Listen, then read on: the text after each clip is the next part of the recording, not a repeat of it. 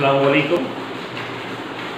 आज के इस लेक्चर में हमने तीसरे लेक्चर में जो सवाल छोड़ दिए थे, कहा था कि अगले लेक्चर में हम इसकी शुरुआत करेंगे। तो लीजिए, जो लास्ट 4 सवाल हैं 7, 8 और 9, 10, इन 4 सवालों में से 2 सवाल अभी हम इस लेक्चर में आपके सामने कंप्लीट करेंगे। अच्छी तरह जहन नशीन कीजिए, ध्यान दीजिए। इससे पहले वाला लेक्चर अगर आपने ध्यान सुना है या नहीं देखा है तो लिंक नीचे डिस्क्रिप्शन में दी हुई है। इससे पहले लेक्चर को ज़रूर देखें। इसके अंदर मश्क 1.2 के हमने तकरीबन 6 सवालात को ज़बानी हल करना सीख लिया था। बकाया 4 सवालात को कैसे हल करना है उसके बारे में हम जानेंगे। इसको हल करने के 2 तरीके आपको बताए गए थे पिछले इसमें, जिसमें से एक था जुज़ाफ़े अक्ल का तरीका और एक था तिरछी ज़रब का तरीका। जुज़ाफ़े अक्ल तरीके से बेहतर तिरछी ज़रब का तरीका बच्चे आसानी समझ जाता है, लिहाजा इस वीडियो में मैं तिरछी ज़रब के तरीके पर आपको लिए जा रहा हूँ। मश्क 1.2 आपको दिखाई दे रही है बोर्ड पर। 7वां सवाल लिखा हुआ है 15/12 और 7/16। यहाँ आपको क्या करना है, इन दोनों में मुआवजा करना है कि कौन छोटा है कौन बड़ा है, तरतीबी ताल्लुक।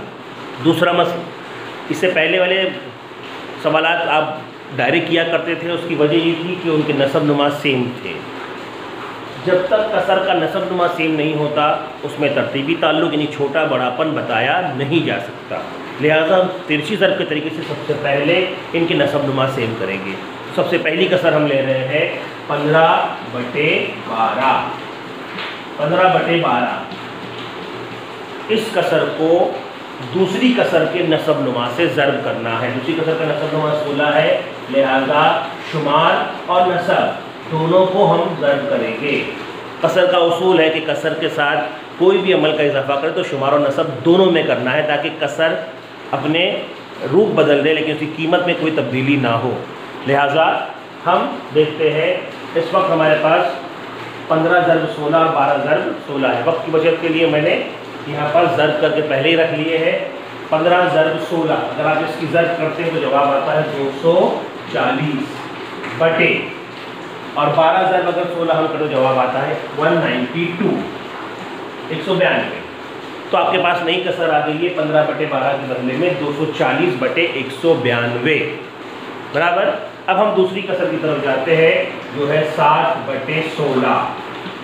इस कसर को भी हम तब्दील करेंगे ताकि नसब नुमा सेम हो जाए। दूसरी कसर है तो हम लेंगे पहली कसर का नसब नुमा जो इस वक्त 12 है, तो ये इस कसर के शुमार और नसब दोनों से ज़रब करेगा। 7 ज़रब 12, इसका जवाब आपको हासिल ज़रब करके आ जाएगा। या जब पहाड़ा याद हो तो 12 × 84 84 अपॉन बटे 16 ज़रब 12 आपने ऊपर किया हुआ था, वही नंबर आगे पीछे हुए हैं। हम जानते हैं कि हासिल ज़रब में मफरूज़ और मज़रूफ़िया आगे पीछे होने से फ़र्क नहीं पड़ता है, या तो वही जवाब आएगा 192। अब ये 2 नई कसरें आपके सामने आई हैं।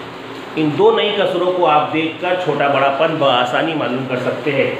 देखिए, पहली कसर तब्दील होने के बाद 240 बटे 192 है, और दूसरी कसर है 84 बटे 192। क्या नसब अब सेम नज़र आ रहा है आपको? 192।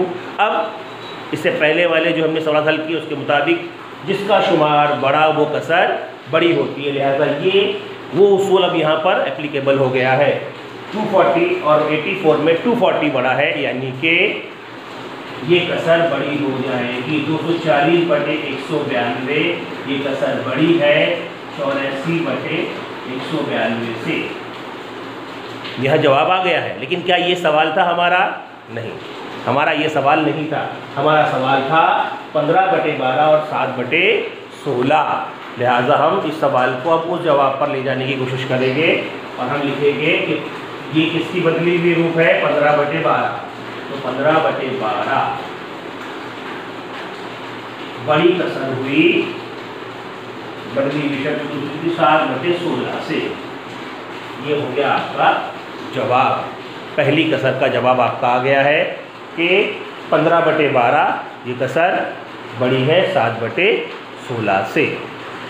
जब नसब नुमा सेम ना हो तो इस तरह से हम हल कर सकते हैं। एक और सवाल लेते हैं अगर ये सवाल आपकी समझ में आ गया हो तो मैं इसको तख्ते स्याह से मिटा दे रहा हूँ। थोड़ी देर चाहे तो अगर जो बच्चे लिख रहे हो वह थोड़ी देर रुक जाता हो, आप इसे लिख लें।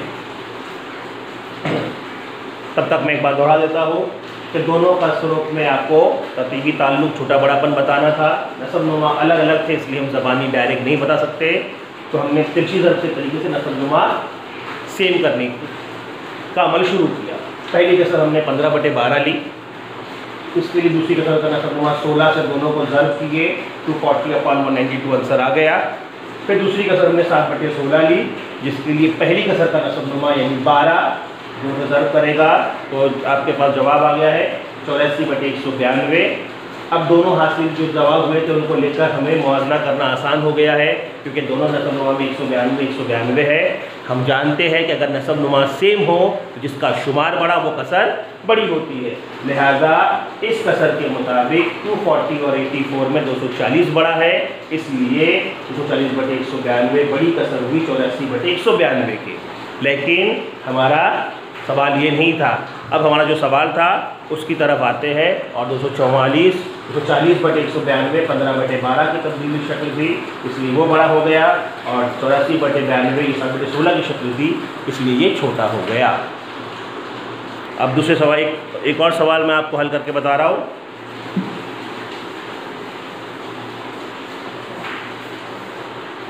आइए हम अगले सवाल की तरफ बढ़ते हैं। 8वां, 9वां और 10वां, इसमें से मैं 8वां सवाल ले रहा हूँ ताकि बकाया 2 सवाल आप लोग खुद घर पे हल कर सको। नफी 25/8 और नफी 9/4।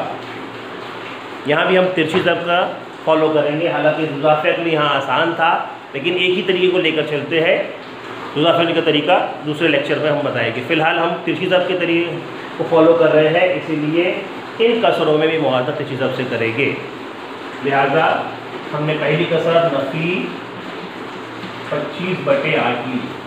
हम इसका नसब नुमा सेम बनाने जा रहे हैं। नफी 25/8 वैसे ही रहेगा, और दूसरी कसर का नसब नुमा यहाँ पर 4 है, इसलिए 4 से वो ज़र्ब करेगा, 4 4।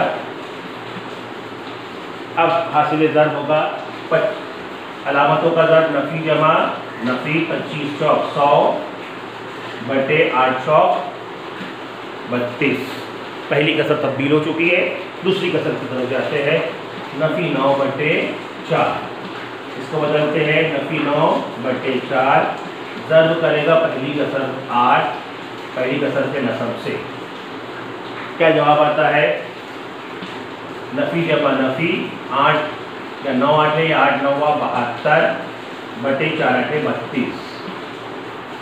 दोनों कसर आपके सामने तब्दील होकर आ चुकी है, उसे लिख लेते हैं। नफी 100/32 और नफी 72/32। और से देखिए नसब नुमा सेम है, यानी अब आपको जवाब देना आसान है। नफी 100 और नफी 72 में जो शुमार बड़ा होगा वो कसर बड़ी, दोनों मनफी एदाद है। पहले लेक्चर में हमने सीखा, वैसे पहले लेक्चर में कि मनफी एदाद अददी ख़त पर जब हम देखते हैं तो नफी 72 के बाईं तरफ जो है नफी 100 आता है, और बाईं तरफ का अदद दाईं तरफ वाले से छोटा होता है।